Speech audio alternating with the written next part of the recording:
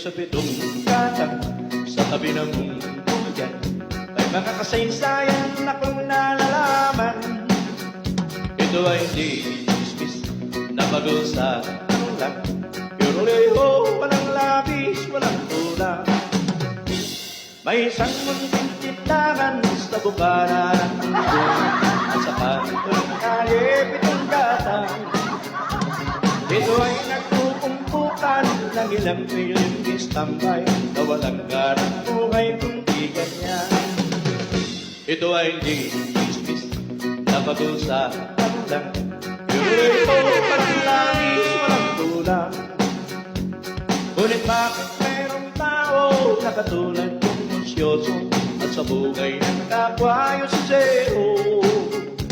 Umpikot ng iyong ugali at hindi ka pasensyoso, malamang oras-oras pa sa ulo. Ito ay hindi chismis na pag-usapan lang, pero ito walang labis, walang kulang. Eroleo, areleo, areleo, eroleo,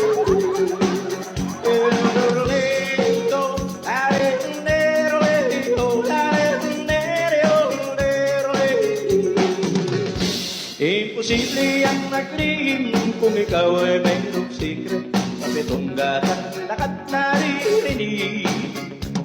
Kung iibig mong mabuhay ng takibig na takibig, magpatay-patayan ka bawat saglit. Ito ay hindi chismis na pag-usapan lang, pero ito walang labis, walang kulang.